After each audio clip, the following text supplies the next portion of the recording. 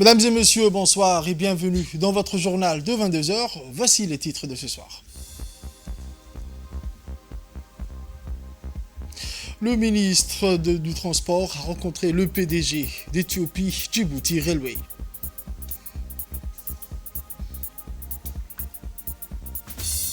Dans les actualités internationales, en Palestine, les écoles fermées, les Gazaouis privés d'éducation. Les détails dans ce journal de 22 heures. Le journal au complet à présent, mesdames et messieurs, c'est dans le cadre d'une visite officielle effectuée à Djibouti. L'excellence Tekele Omar Banti, le nouveau PDG d'Ethiopie Djibouti Railway, a rencontré le ministre des Infrastructures et de l'Équipement, son Excellence M. Hassan Mohamed Ibrahim. Après quelques échanges sur les relations bilatérales existantes dans tous les domaines, les discussions ont porté sur les voies et moyens de renforcer les liens dans le domaine de l'infrastructure. Ce rencontre a vu la participation de l'ambassadeur de l'Éthiopie à Djibouti, M. Berhanou, ainsi que M. Mahmoud Roble Dabbar, CEO du SDCF, et du directeur général adjoint de l'EDR, M. Hassan Mohamed Kamil.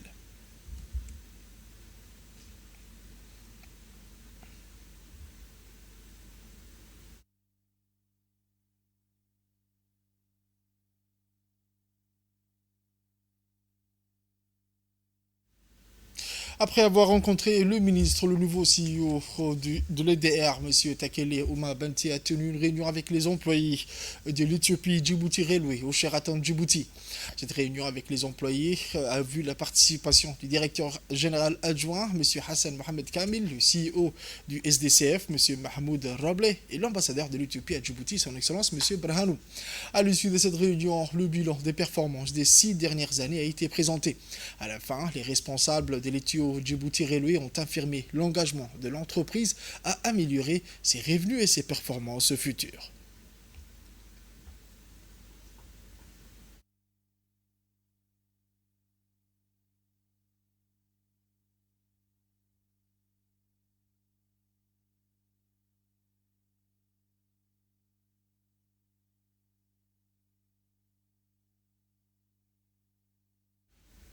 Toujours dans l'actualité nationale, sous le patronage du ministère du Commerce, la direction du commerce intérieur poursuit ses opérations du recensement général de tous les points de vente afin de disposer de façon exhaustive des données détaillées de tous les points de vente.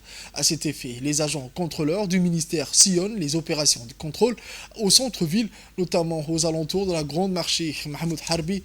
Le premier recensement du genre a été organisé l'an dernier à cible essentielle, le centre-ville.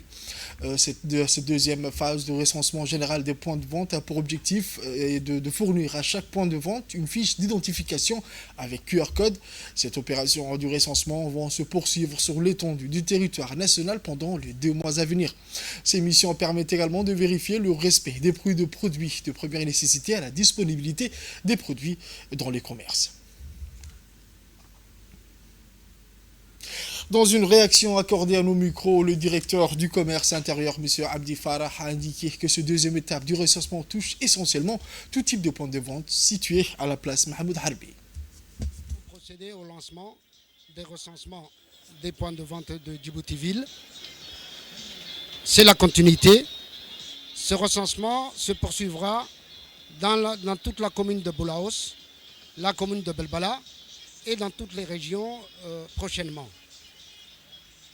L'objectif principal de ce recensement consiste à détecter tous les points de vente existants à Djibouti et leurs propriétaires, de façon à octroyer à chaque point de vente une fiche d'identification et un code d'identification pour retrouver dans les bases de données facilement en cas de besoin.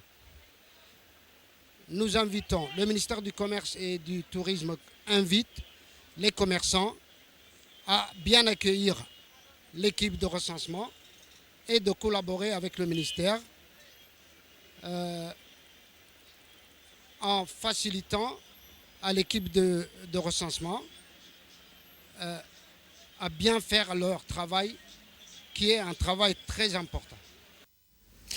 C'est dans le cadre de la célébration de la journée internationale de l'alphabétisation, l'Union nationale des femmes djiboutiennes, connue dans son acronyme l'UNFD, a organisé aujourd'hui une table ronde axée sur le programme national de l'alphabétisation. Cet événement marque un moment de réflexion et d'évaluation collective autour de l'éducation dans notre pays. Cette journée, habituellement célébrée chaque 8 septembre, a été transformée en une semaine internationale de l'alphabétisation par l'UNFD dans le but de créer un espace de réflexion approfondie. L'objectif principal, de s'arrêter un instant pour analyser la mise en œuvre du PNA à un moment clé de sa 7e rentrée, tout en rejoignant les efforts mondiaux menés par l'UNESCO sous le thème « Promouvoir l'éducation multilingue, l'alphabétisation pour la compréhension mutuelle et la paix ». Les principaux acteurs du secteur éducatif étaient présents à cet atelier, notamment les inspecteurs, directeurs d'école et conseillers pédagogiques. Ces derniers ont eu l'opportunité de procéder à une auto-évaluation de leur action dans le cadre de la mise en œuvre du PNA.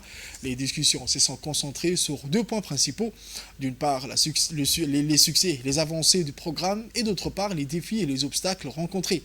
L'un des objectifs clés de cet atelier est d'aboutir à une série de recommandations concrètes.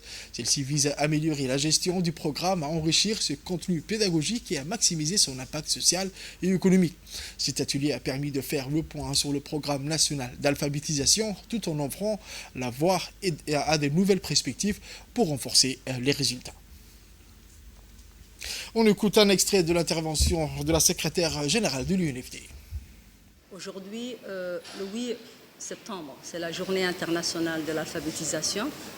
Et comme tous les ans, depuis maintenant 6 ans, c'est la 7e année, nous essayons de commémorer cette journée, le 8 septembre, par des cérémonies pour marquer et montrer l'importance de l'éducation des adultes. Mais cette année, alhamdoulilah rabbil alamin, nous arrivons à notre 7e année consécutive du fonctionnement du programme d'alphabétisation. Et pour cette 7e année, nous avons eu beaucoup de changements. Il y a eu beaucoup de travail qui ont été faits durant ces 6 ans de fonctionnement de ce programme. On a passé des étapes. Le plus grand souci, c'était de mettre en place une stratégie pour le programme d'alphabétisation.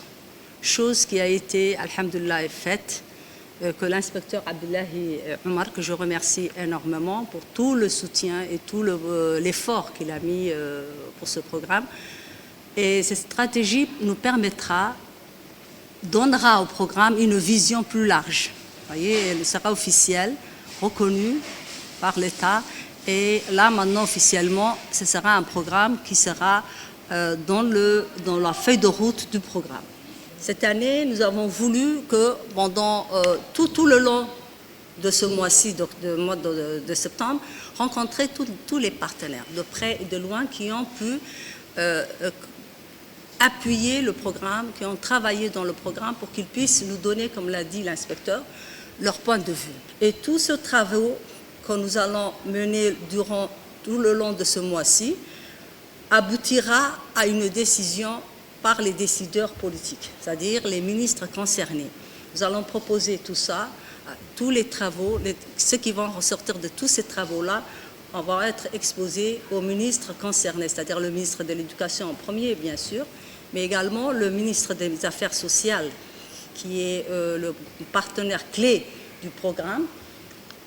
Nous avons aussi la ministre de la Femme et de la Famille, et également, il y a un autre ministère qui s'est associé au programme, c'est le ministère de l'Agriculture, qui nous a confié aussi un autre public, le public agro-pastoral. Fait divers de ce journal, c'est dans le cadre de la lutte contre le trafic illicite de marchandises qu'une opération de saisie de 4 de contrebande a été minutieusement conduite par les équipes mobiles des douanes et les forces armées de l'école Hol-Hol, démontrant l'engagement indéfectible envers la préservation et l'intégrité économique nationale. Au cours de cette opération, les agents de la douane et l'armée de l'école Hol-Hol ont réussi à intercepter environ 18 colis de 4. La saisie a été suivie d'une action immédiate sur le terrain où les produits saisis ont été incinérés, affirmant ainsi la détermination du pays à éradiquer ce fléau. La contrebande de cadres en particulier représente une menace sérieuse pour l'économie locale. Les agents des douanes et l'armée travaillent de concret pour démanteler ces réseaux illicites. Les destructions des marchandises saisies sur place souligne l'engagement ferme à éliminer les activités illégales qui minent la stabilité économique de Djibouti. Cette action vise à décourager non seulement les trafiquants, mais aussi à sensibiliser la population sur les conséquences néfastes de ces pratiques sur l'économie nationale. Le chef de la brigade mobile des services de douane, M. Yahya Moussa Ege, a souligné que la poursuite contre ce trafic illicite de marchandises se poursuivra dans toutes les frontières. À Alisabié, la récente réhabilitation de la route R5 reliant Alisabié et la capitale a eu un impact significatif sur l'économie locale. En plus de faciliter les déplacements, cette amélioration des infrastructures a favorisé l'émergence de nombreux petits restaurants dans la région. Parmi eux, le restaurant de M. Momin Okuye qui se distingue par son offre unique des galettes éthiopiennes, une spécialité éthiopienne qui attire une clientèle diversifiée. Situé en face de la route, le restaurant de M. Momin est devenu un lieu prisé par les chauffeurs de camions transit, notamment ces venus d'Éthiopie, le café et les galettes, le pain, la sauce servis avec soin offrent aux conducteurs un moment de détente bien mérité après des heures de conduite. Ce restaurant ne se contente pas de proposer des plats authentiques, il s'est également imposé comme un lieu de rencontre et de repos pour ses chauffeurs. Ce renouveau gastronomique le long de la route R5 témoigne non seulement de l'amélioration des infrastructures routières, mais également de l'essor des petites entreprises locales qui contribuent au dynamisme économique de la région. Dans une interview, plusieurs chauffeurs ont exprimé leur satisfaction. Le restaurant est un véritable havre de paix. C'est un endroit idéal pour se reposer et déguster des galettes délicieuses après une longue journée de conduite. Le café est également excellent. Nous nous réjouissons de pouvoir compter sur ce lieu pour nous détendre en route.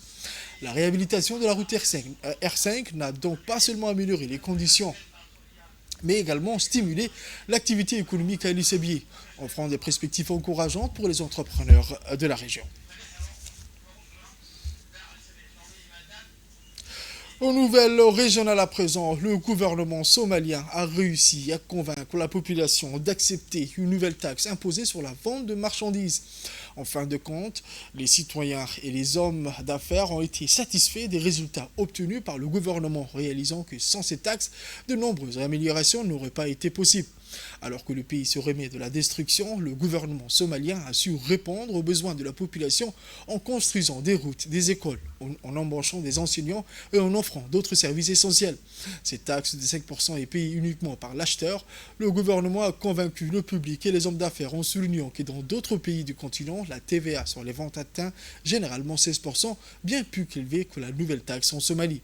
Aujourd'hui, les établissements scolaires, y compris l'Université nationale gérée par le gouvernement, ont réouvert leurs portes, permettant aux étudiants de poursuivre leurs études gratuitement.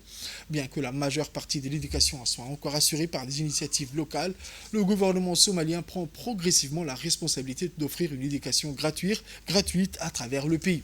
Cette relance de l'éducation, couplée à la construction d'infrastructures routières et à d'autres services publics, a eu un impact profond. Le gouvernement a également accompli des progrès significatifs dans les domaines de la santé, de la reconstruction de l'armée nationale et du développement des infrastructures économiques, démontrant ainsi son engagement envers la construction et l'amélioration des conditions de vie en Somalie. Aux nouvelles mondiales à présent, au Kenya, après le drame des familles encore sous le choc, attendent de nouvelles de leurs enfants. 18 élèves de l'école primaire Hillside, dans le comté de Nyeri, sont morts dans l'incendie qui a ravagé leur dortoir jeudi soir. 70 sont toujours introuvables, 27 autres sont hospitalisés. Une enquête est en cours, a confirmé la police du comté. Selon un rapport du ministère de l'Éducation, les incendies de ce genre sont quasi fréquents dans les internats, souvent dus à des causes humaines et à la surpopulation. 3 jours de deuil ont été décrétés par le président William Ruto, pendant lesquels les drapeaux seront en berne en mémoire des enfants disparus. Le dortoir qui a pris feu abritait plus de 150 garçons âgés de 10 à 14 ans. Toujours en Afrique, les récentes précipitations et inondations en Afrique de l'Ouest ont contraint près de 950 000 personnes, dont de nombreux enfants, à fuir leur foyer au Mali, au Nigeria et au Niger, selon Save the Children. Alors que cette période est généralement la plus pluvieuse, l'année de cette région, les pluies ont été exceptionnellement abondantes, provoquant des dégâts considérables dans 4 régions du Mali: Bamako, Ségou, Koulikoro et Gao. Au Nigeria, les inondations ont touché 29 des 36 États du pays, principalement dans les régions du nord. Les pluies torrentielles ont provoqué les débordements des barrages et la montée des eaux des deux plus grands fleuves, le Niger et la Benoué, entraînant la mort de plus de 200 personnes, dont des enfants. Des milliers d'hectares de terres agricoles ont été ravagés par les eaux, menaçant la sécurité alimentaire dans cette partie de l'Afrique. Au Moyen-Orient à présent, alors qu'ils devraient normalement retourner à l'école, les enfants de la famille Koudé errent avec des brassées de gravats ramassés dans un bâtiment détruit. Après une dizaine d'heures de travail, ils ont gagné environ 15 shekels, soit 4 dollars, en vendant le poudre issu des gravats qui seraient utilisés pour construire des nouvelles tombes dans le sud de la bande de Gaza. Gaza entame sa deuxième année scolaire sans école. La plupart des enfants sont occupés à aider leurs familles dans leur lutte quotidienne pour survivre au milieu de la campagne israélienne. Les 625 000 enfants en âge d'être scolarisés ont déjà manqué presque une année entière. Plus de 90 des bâtiments scolaires ont été endommagés par les bombardements israéliens selon le Groupement mondial pour l'éducation, un consortium d'organisations humanitaires dirigé par l'UNICEF et Save the Children. Les universités de Gaza sont également en ruine. Les écoles ont été fermées lorsqu'Israël a lancé son assaut sur le territoire en représailles à l'attaque de Hamas le 7 octobre. C'est la fin de ce journal de 22h, mesdames et messieurs. Merci à vous de l'avoir suivi et restez avec nous pour la suite du programme sur Télé Djibouti.